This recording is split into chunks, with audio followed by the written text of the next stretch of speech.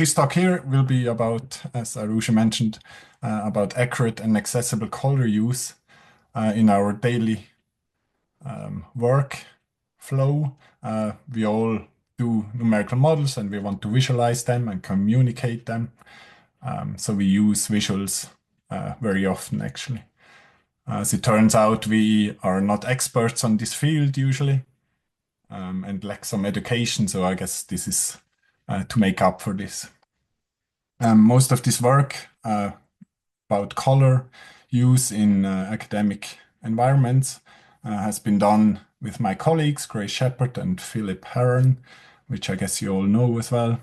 They're also geodynamicists. And you can find all the resources I mentioned here on my webpage. And there's also a nice paper, kind of short and concise, in which we explain all the details behind this. And the QR code will bring you there. All right. First, I want to explain, basically what our daily job is. We all want to go from natural observations towards some scientific progress. And we do this by using numerical models usually. There is in this figure a straight path from the hypothesis towards building a numerical model, validating it, analyzing it, communicating it, and then finally manage the software and data at the end. Often this is not a straight path, of course. We do several back loops to other things. If parts of this don't work, we go back to the start or we adjust even our hypothesis at some point. But anyways, most of the time, as of course, if you have to build a new model, you spend with that. But then also, when you start to post-process your model output, first of all, to validate your models, which can't be verified, but they can be validated because they only, model parts of the universe, and there's always some non-uniqueness to it. And then also you want to analyze them, communicate them, and as I said before, to provide the software and the data openly. So this takes a lot of time for all of us, and we need to get that part right as well, not just setting up the code itself. If we think about how this is done, so here I look at when you have a geodynamic code, like we all know them, such as aspect as well. And then we want to, write some publications, provide some scientific studies with them. What has to go in there is as well to do the geodynamic post-processing. Often we do this on our own. If you think about a PhD student that gets the code, often they have to do their own post-processing, which takes them a lot of time, and then also do their own figures. So often they code it themselves. And I asked some of our students that used Aspect how long that usually takes them. And a general answer was around 4 weeks to get everything set up and working. For each, study they do, they kind of repeat this as well. Often this can be much longer even. I remember my first kind of geodynamic experience with a numerical model. Took a long while to just do this step, to go from the output of the codes to the publications. So then I thought we could kind of speed that up, and I developed StagLab, which basically takes away the need to do your own post-processing and visualization. And so it can actually, cut down these 4 weeks to much less because it's very efficient. It's also testable because it's there and it's open source, so people can actually look at it. Whereas when you do your own post-processing and visualization, we often don't describe that in our paper at all, and certainly not provide all the details as open access tools. StagLab is also citable, it's fully reproducible by others as well, and it acknowledges the developers if people contribute, much like Aspect, I guess. So as I said, so you kind of boil down the time it takes to do the post-processing and visualization from around 4 weeks to a few seconds. If you have to install StagLab, you can add a few minutes, but still, it's a huge, huge gain. And you can focus on other important parts of your work. So just to introduce this quickly, I started building it during my PhD. And it does a lot of geodynamic diagnostics fully automatically. So for example, if you study subduction zones and you're interested in surface topography, this is just an example of what it measures fully automatically for all your output. And then you can just decide what you want to look at it. And sometimes you just want to look at everything and see whether there's something interesting. So it's very efficient. I use not artificial intelligent diagnostics, but as I like to call it, just intelligence diagnostic, which is based on just robust algorithms that I developed over the years and kept improving by testing it on different model output. And then also the image processing that is included in this helps a lot to provide all these diagnostics. Just to outline that, the robustness of all of this. So this is a global Mendel convection model. You see the viscosity field here.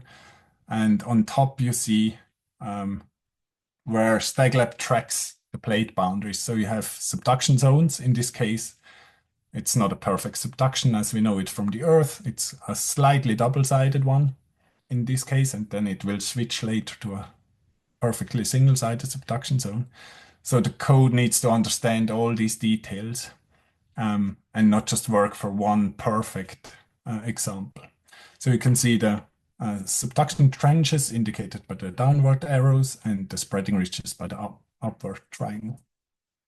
So I can now run this over time. And for each time step, StagLab kind of knows really well where the trench is and where the spreading ridge is, even during a subduction polarity reversal, which is super complicated to kind of keep track of. And then, of course, if there's a stagnant lid, it also recognizes that.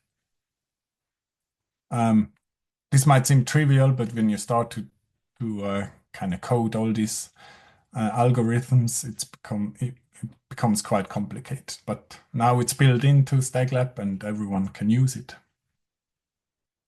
So there's lots of other diagnostics that are tracked that you can see on the left-hand side, different topography metrics, plate tectonic diagnostics, diagnostics for the slab or even for the mantle down below.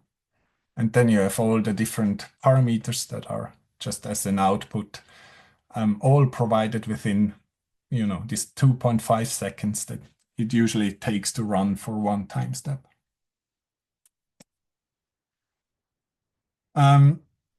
Moreover, StagLab then has some different plotting modes, which is very useful. So sometimes you want just to analyze your model, just look at what you just ran on your supercomputer.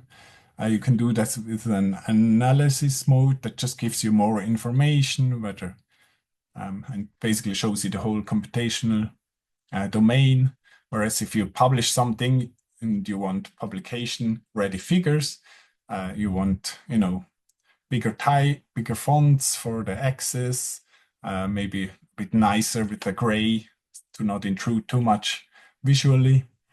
And yeah, you see that on the right-hand side. And you can even choose to what journal you want to submit, and it will adjust all the typefaces that these journals want, and with the annotation where the annotation should be. So this is kind of handy and saves you again a lot of time. Then there's other plotting modes. I had a dark mode before. We all had it on the phones within StagLab. I really like that because then on dark background slides, for example, you can use these figures, and it has an option also for transparency. So you can use them super nicely. They look just perfect. And yeah, there's much more. So I had lots of time to code this. Um, a few highlights are that it's fully forward compatible. So 10 years ago, I ran some post-processing and visualization for a paper, and I just saved a parameter file, and I still have that, so I can run that with the latest version of StagLab, and it gives me the same figure and post-processing, just in case there was some improvements, includes them as well. StagLab can also provide publication-ready movies, automated installation, so it's very easy to just start and use. You basically are just 2 clicks away from using it. And it also includes the scientific color maps, of course, to which we will come in a second. And then StagLab is open access, of course, so everyone can use it. And many of my students and colleagues have used it since the last couple of years.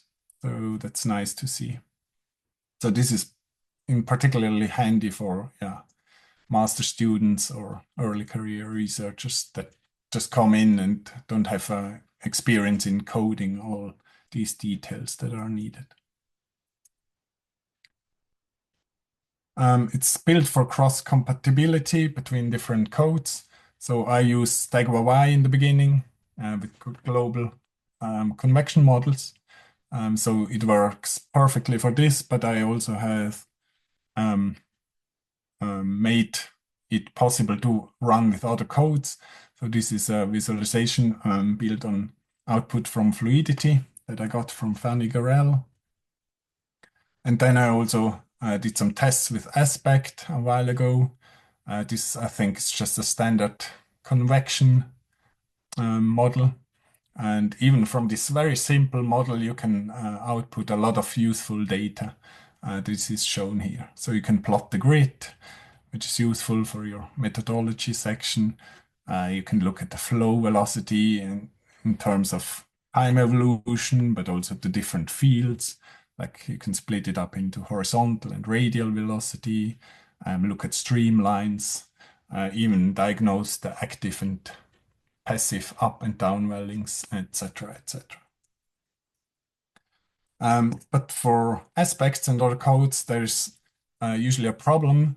They have output that is not machine readable at all. So yeah, then obviously automated post-processing and visualization kind of fails. So if you don't have uniform output files, if you have output files that change depending on how many cores you run, which was the case for Aspect, I think, then it becomes impossible for a code like StagLab to easily find the right output files and kind of put them together. You need a file numbering that is possibly or optimally done by the time step of the run. Some file naming that's informative helps as well. And if there's some metadata file with information how the output is structured, that would help as well. Yeah, just I guess you can, if you just try to do the post-processing with some code, I guess you find out what's missing and then you just adjust for this if possible. But then you kind of make it readable by codes like StagLab. StagLab is built in MATLAB, which I guess some people don't like. I've done it because it's just super easy to code. So this is a single author tool that I coded kind of quickly.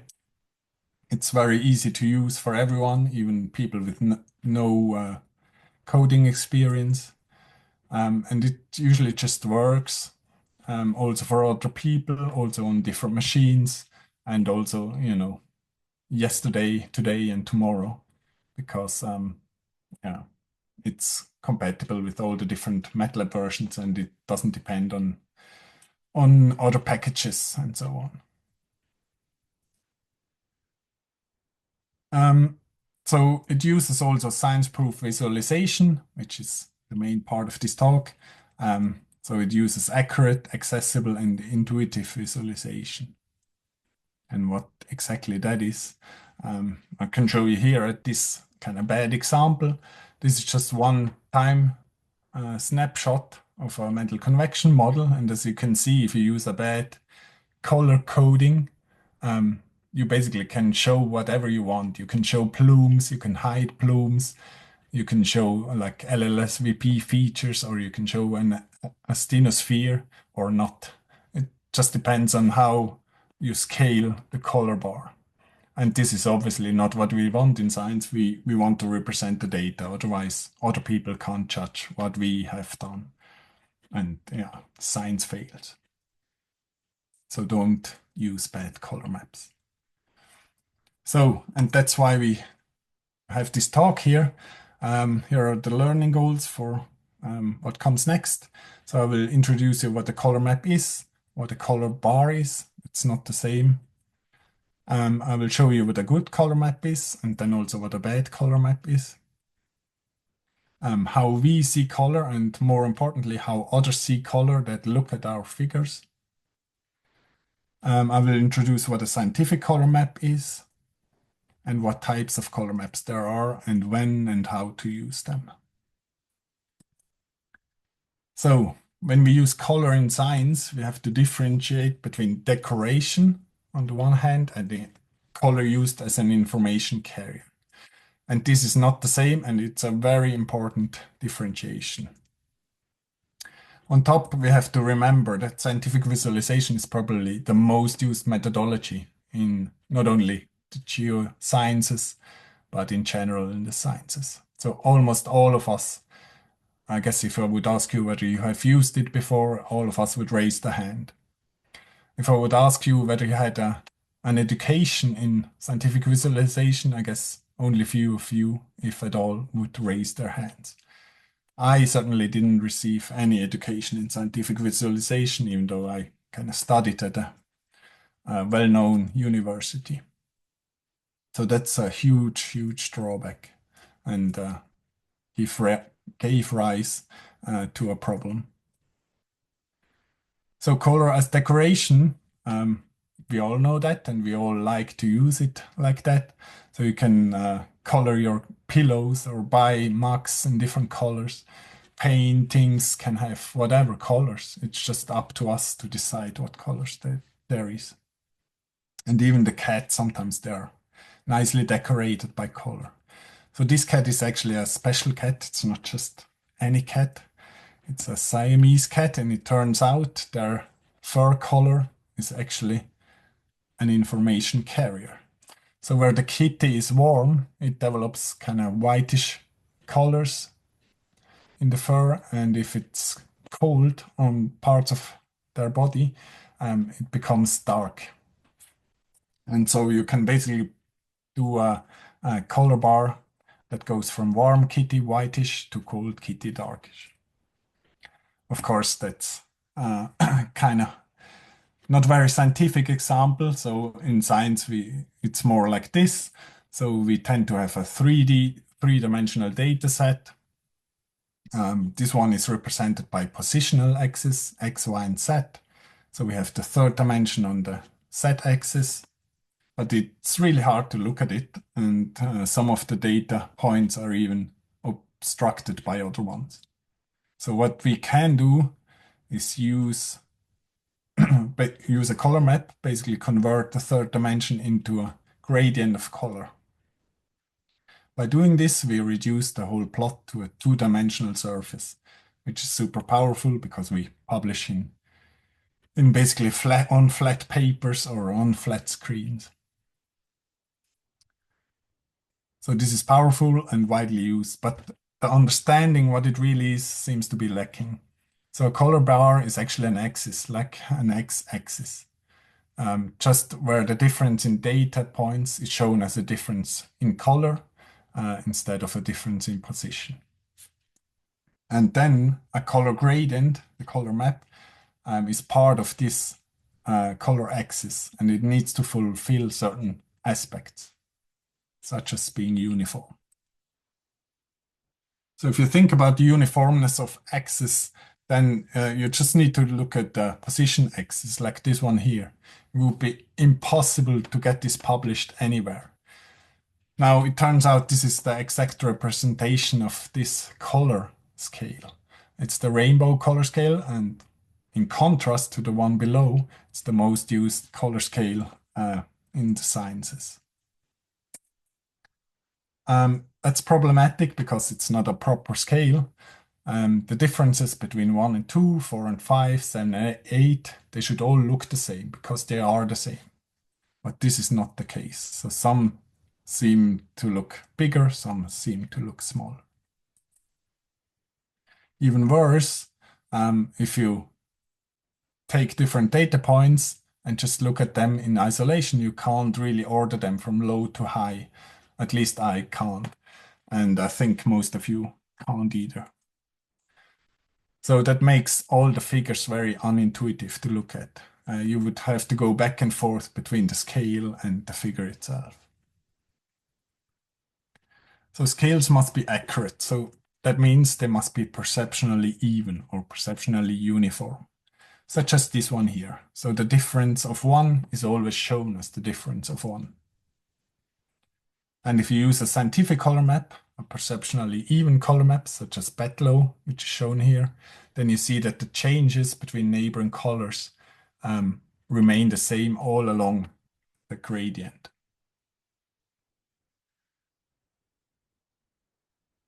So the visual data distortion should be obvious to all of us, but of course we usually don't know how our data sets look like before we plot it.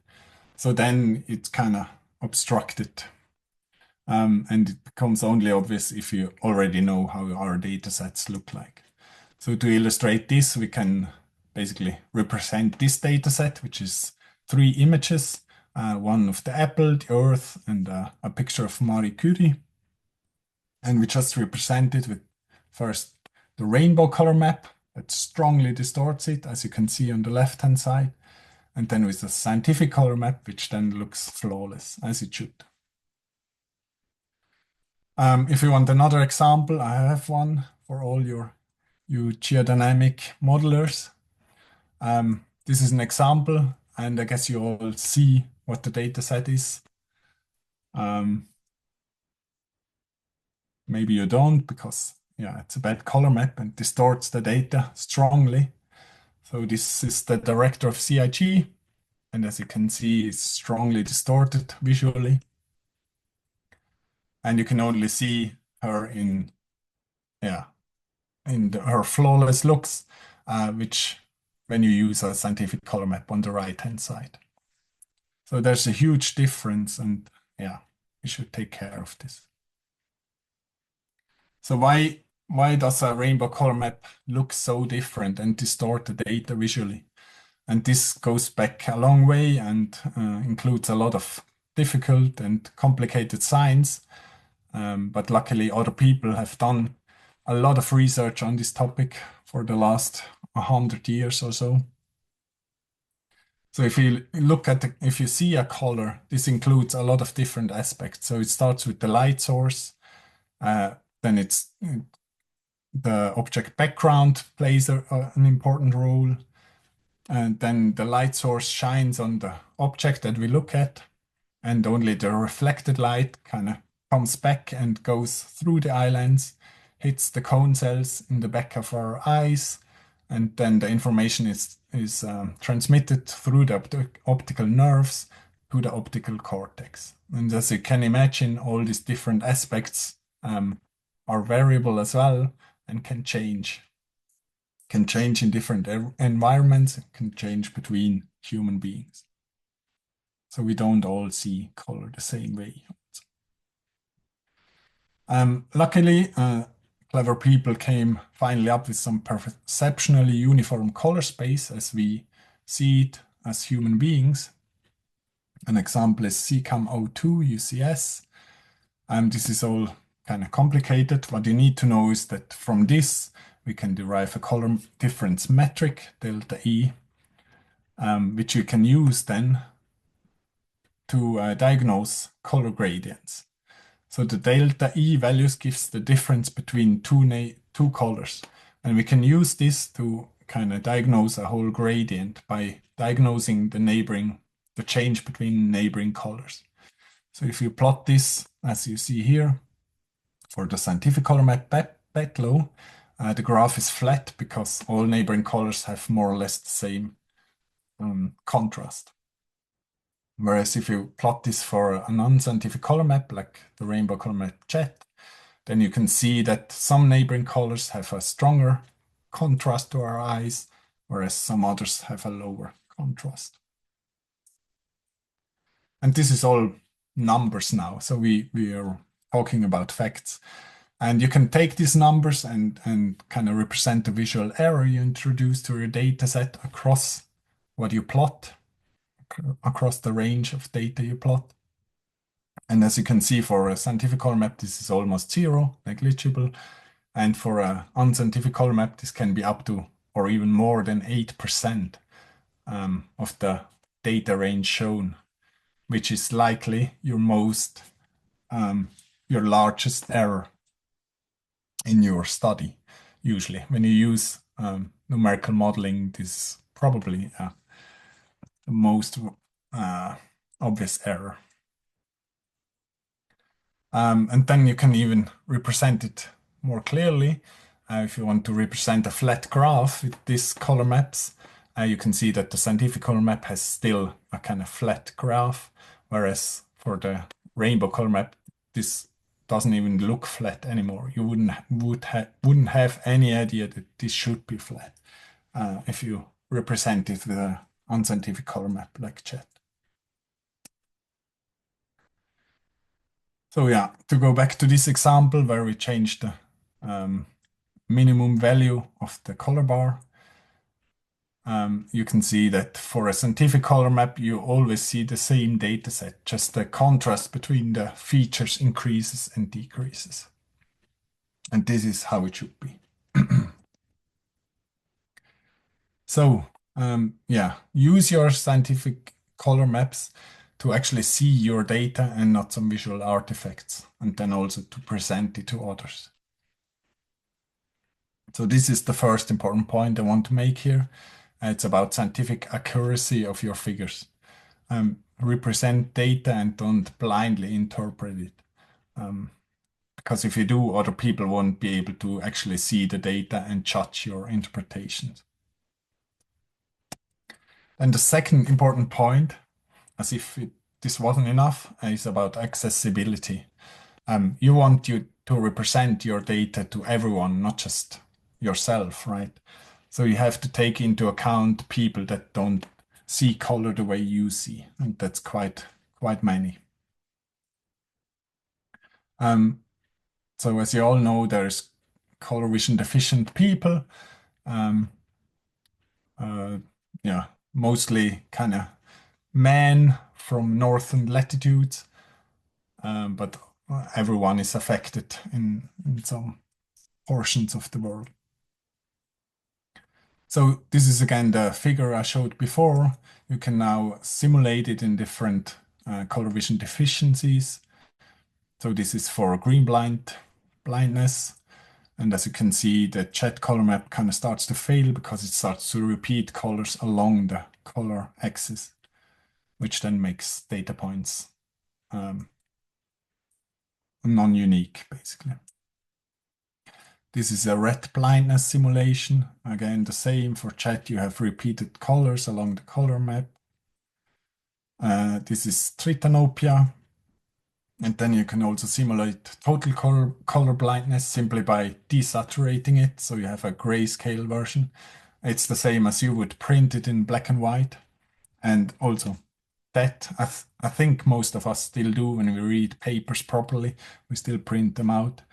So yeah, jet totally fails because you just can't read the figures anymore. Whereas for the scientific color maps, you can still perfectly read them. So then the third, not crucial point, but very important point is to make intuitive figures so that they are easy to read just on first sight. And yeah, you want to represent your data effectively. To do this, color scale should be intuitive. If you compare this, if you try to order different data points along these color gradients, if you just take them out and want to order them, you can do that either by color or by lightness. And neither one of those will give you the right order for the rainbow color map. But you can easily order them with the scientific color map. Betlow here is an example. So that's a huge win for your figures. So to summarize, we have seen that Betlow is perceptually even, Rainbow is not. Betlow is perceptually ordered, very intuitive to read. Rainbow is not. Betlow is accessible to all your readers. Rainbow is not. You can read Betlow in black and white, whereas you can't do that with Rainbow. So I guess it's fair to say that Betlow is scientific and Rainbow is not. So we shouldn't use it anymore. Because we want to communicate our data without distortion as intuitively as possible and to as many readers as possible. I guess we can all agree to that. That's was the main reason why I started to build the scientific color maps. Nowadays, this is version 8, so there's lots of choice for you to still choose. People have sometimes trouble to kind of get told what they should use in their workflow. But here you really have a lot of choice, and you can choose your favorite color still. There's lots of different ones. So all these different color gradients are perceptually uniform, perceptually ordered, color division friendly, and even readable in black and white, with the exception of the diverging gradients, which can sometimes be hard to read in black and white because they have similar lightness on both sides. The scientific color maps include all the different types and classes. If you're really a pro in visualization, you appreciate that. They're compatible with most of the software tools we all use. They're version and citable, so truly scientific, and they're free to use. And you can find them via my webpage, which is linked here. So I grouped them into different types, and I just want to introduce these to you quickly. So there's the sequential type, like Betlow. Then there's a diverging type, multi-sequential one, and cyclic one. The sequential one is generally used for monotonic data. That is data sets that go from a low value to a high value. Such as here there's seismic hazard that goes from basically 0, which is represented by dark, to a high value, which is represented by a light color. Then there's the diverging type. You've all seen this example here. That's the warming stripes, where you have a central value and then you have the anomalies towards high and low values. So for these data sets, you use best the diverging type. Then there's some special type, that's the multi-sequential one, which is basically stacked two sequential gradients next to each other. And this is used for mostly surface topography data sets, where we have the bathymetry, and then we want to clearly show where the sea level is. Then we represent the surface topography above sea level differently than the bathymetry. And then finally, there's a cyclic one. These are color gradients that don't have a start or an end. This is useful to represent angles, for example, or just circular data like INSAR data sets and so on. And then, as if this wasn't enough, there's also different types. So there is continuous ones where you have so many different neighboring colors that our eyes can't differentiate them anymore. So they look like a smooth gradient. If you reduce the colors in these gradients, they become discrete. So you can clearly pick individual ranges of values, which is useful in some cases. So I provide all of them in different ones. So you have 10 different colors, 25 different colors, and so on. And then finally, there's the categorical type. This is for non-ordered data, such as these line plots, where you just want to color code different lines and so on. So I convert all the sequential scientific color maps also into categorical ones, and they have up to 100 different colors. Of course, the more you use, the closer these colors come to each other. But in theory, you could still differentiate. So if you're still unclear when to use which of these types, we have provided a really nice flow chart where you can basically start on top with the data set you have and you want to visualize, and then just follow these questions.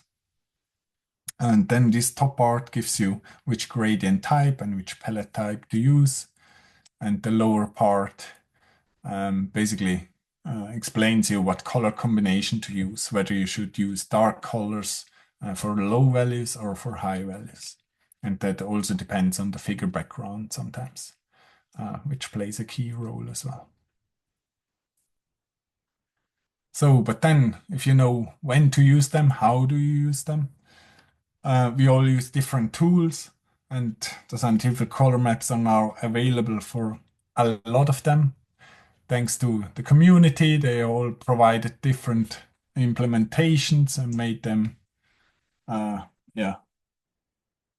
provided the different formats. As it turns out, all the different visualization software have their own formats for something as simple as color gradients, which is quite annoying if you try to provide color maps for all of them.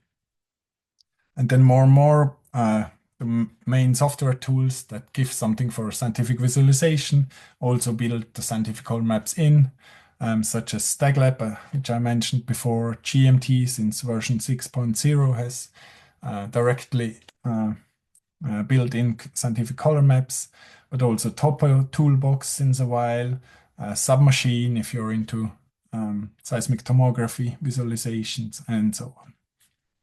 And there's more and more as time goes on. So if this is all available since already a couple of years, why do people still use bad color maps? I thought about this a lot, and I also got feedback. I kept asking people as well. For example, why are you still using bad color maps? And these are the most common answers I got. Some say they believe rainbow color maps show more. Some say they feel that they are just better. Some say that rainbow color maps, that they just like them better because the colors are so poppy. Others say that you can actually show what you want with them. Others say that they have been using them for all their career. Why would they change it at this point? Others say, I use my software, and my software, the default color map is the rainbow, so I use it. And then again, others say, all my peers use it, I use it as well. So you can group them into answers that are based on conviction, on misconception about what you should do with them, and about just convenience. And as it turns out, the convenience is actually the major driver why people still use rainbow color maps. So now we want to change that, right? Combat this. How can we do that?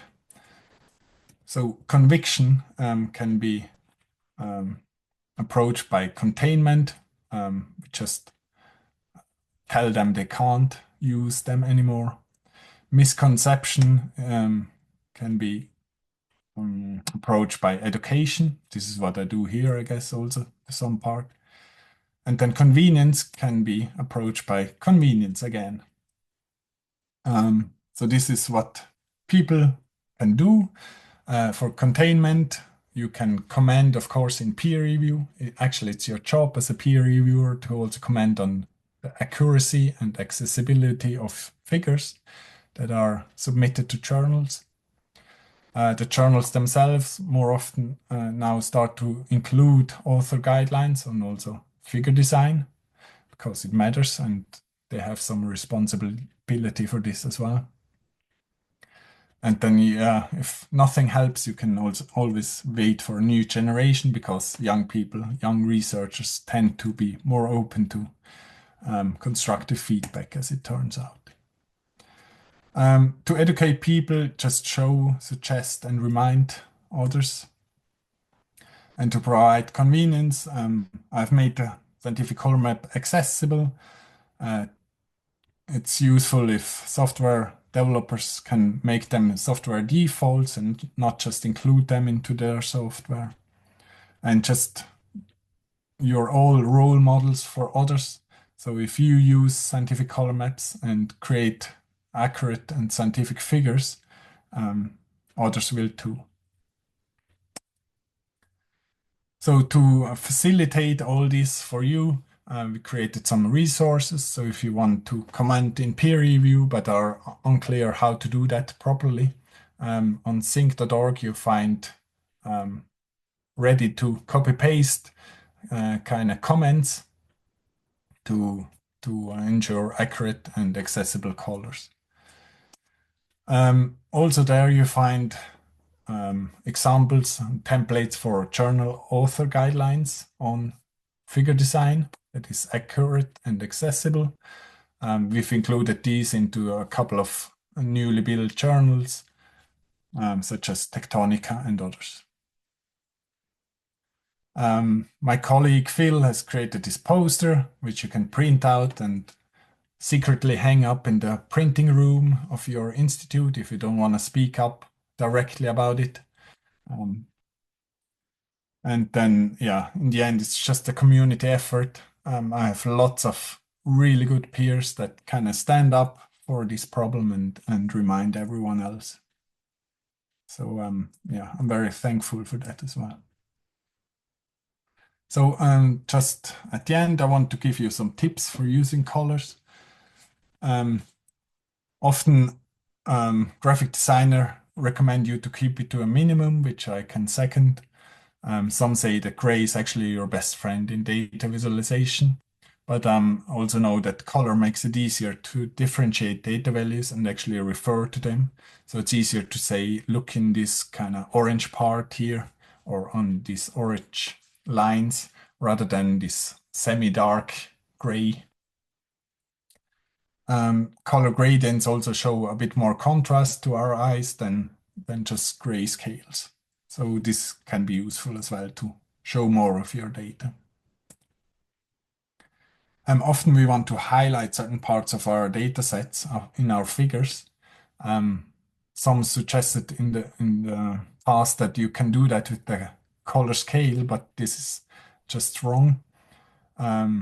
We need to present the data as is for others to judge our interpretation.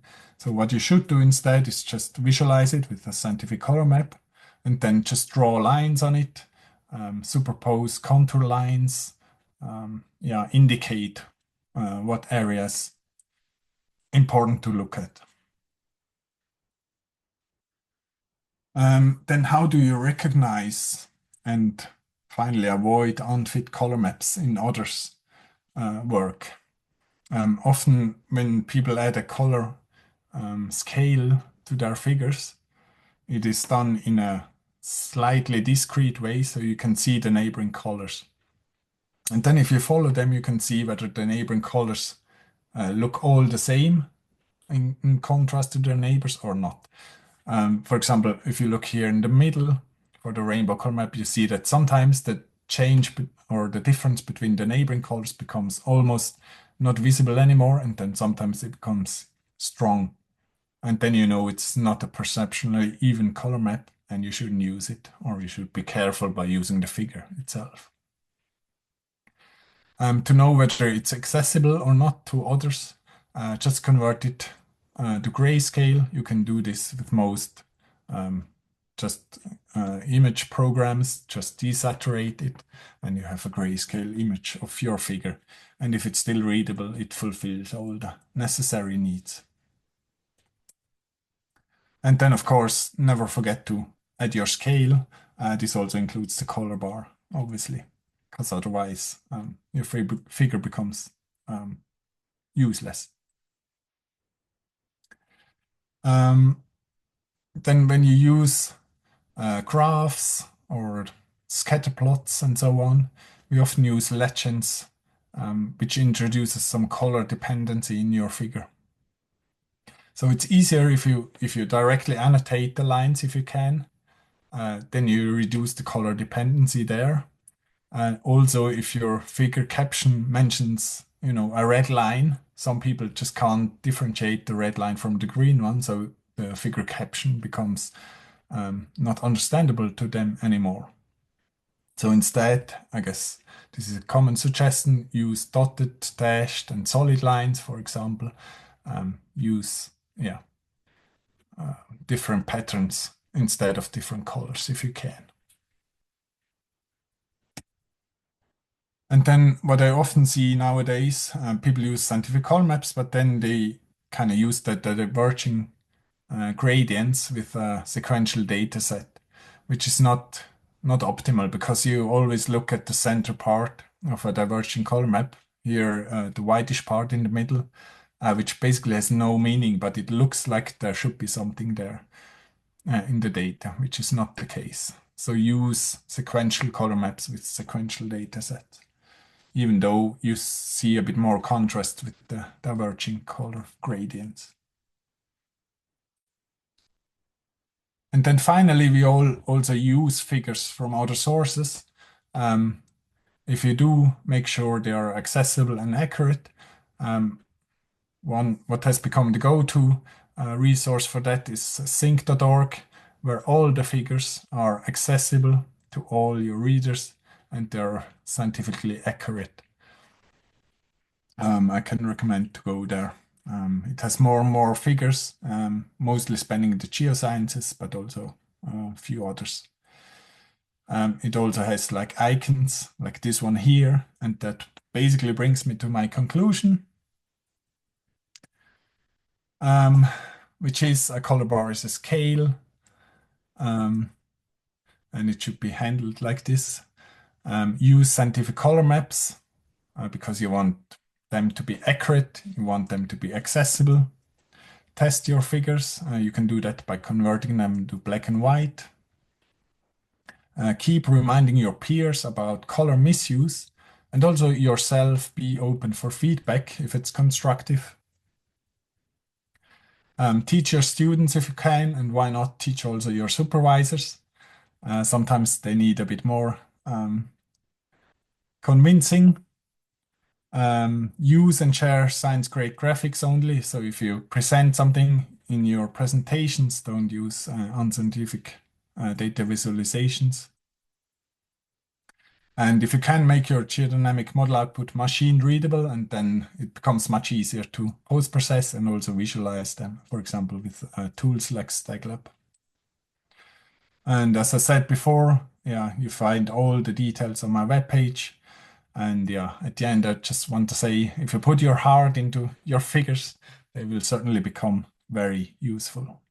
Thank you very much.